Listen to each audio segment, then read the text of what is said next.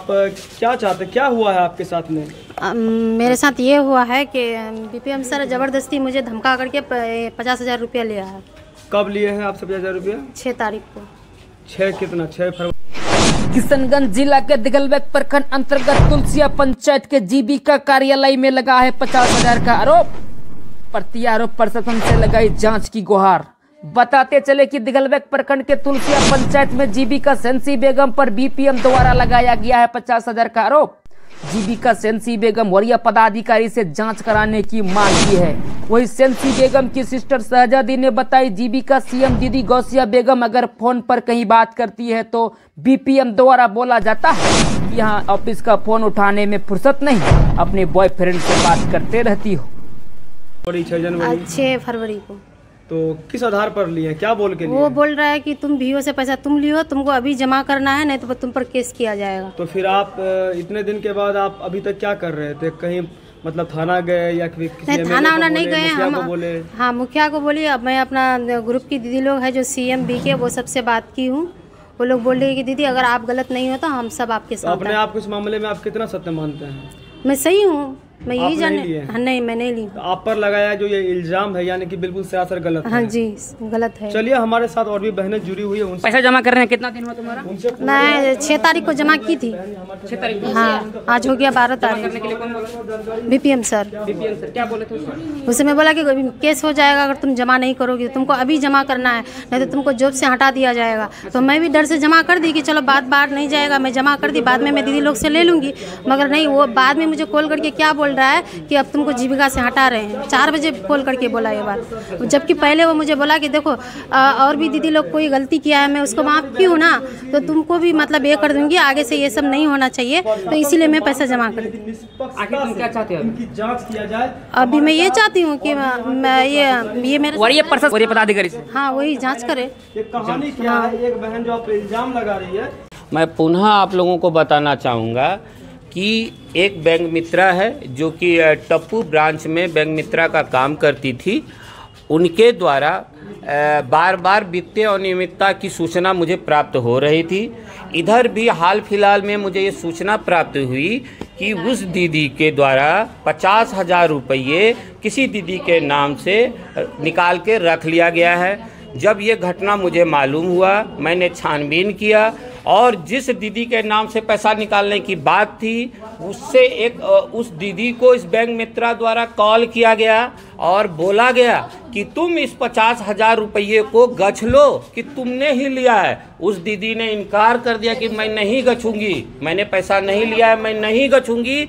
और उसके बाद वो वीडियो रिकॉर्डिंग भी मैं आप लोग को दे रहा हूं जिसमें इसके द्वारा उसको कहा जा रहा है कि तुम ये बात गछ लो, गछ लो, गछ लो। अगला सवाल सर मेरा ये है कि ये इन पर जब आपका मतलब एक तरह का पुष्टि आपने किया कि वो ली है, तो वो लड़की जो बता रही थी कि वो 50,000 रुपये अपने गाँव से कर्ज लेकर वो आपको दी है, तो जब आपको संतुष्टि हो चुका था कि वो घोटाला की है या बेईमानी की है, तो आप भी प्रशासन को बोल सकते थे, सूचना आपने भी नहीं दिया। बिल्कुल, आपका जवाब बहुत ही अच्छा है।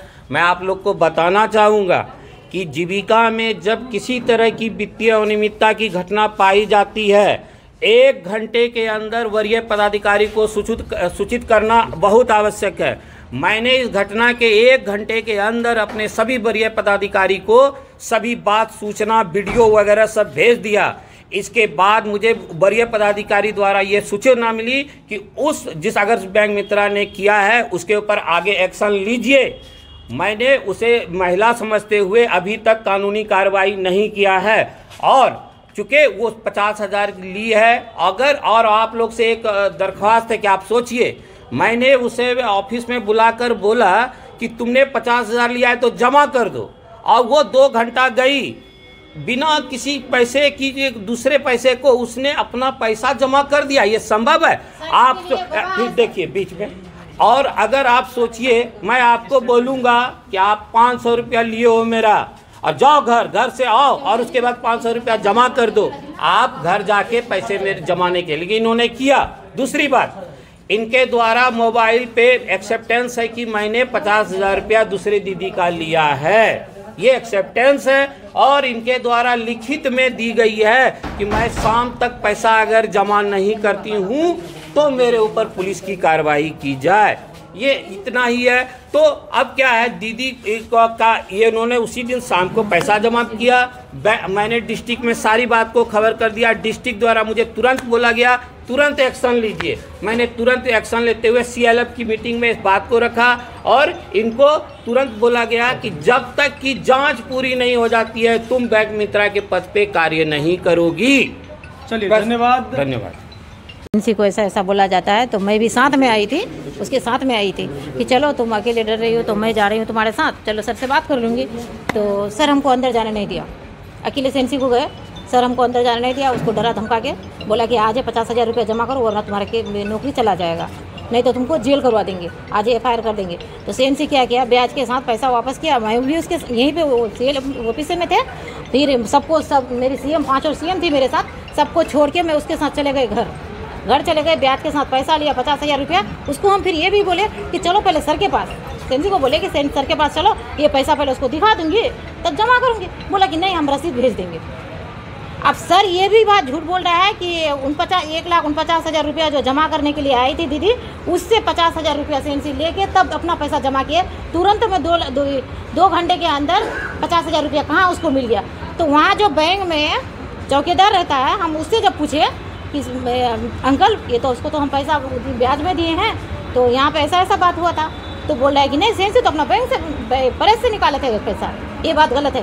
तो BPM सर का कहना है कि उस दीदी से पैसा लिए और अब तुम तुरंत पैसा जमा कर दिए, ये भी बात गलत CNC पर आरोप लगा रहे हैं। तो ये फाइनली चलिए जांच का विषय हम हाँ, समझ गया। सुनिए सर, आप प्रशासन से क्या मांग करते हैं? प्रशासन से हम यही मांग कर रहे हैं कि जब पैसा निकाला जा रहा है, तीनों दीदी की साइन होना चाहिए, उसमें मोहर होना चाहिए, तब वो पैसा निकाल के देते हैं।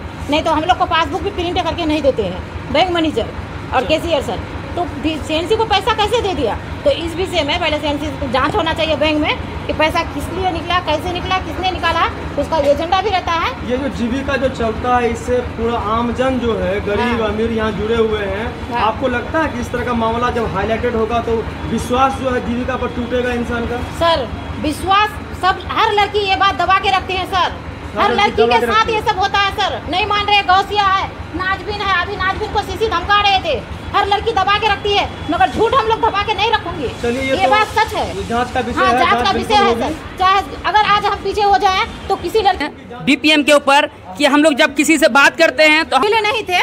मेरे जिस दिन ये बात हुआ था गौसिया के साथ, राजीव भैया था, CC मैम थी, काजल मैम थी, BPM सर था और भी CC वहाँ पे था।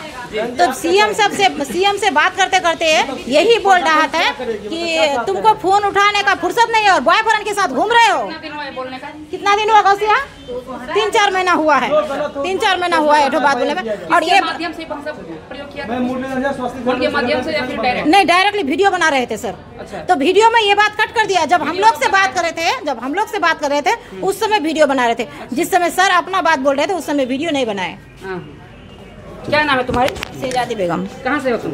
पक्का मुड़ी देहबाद से।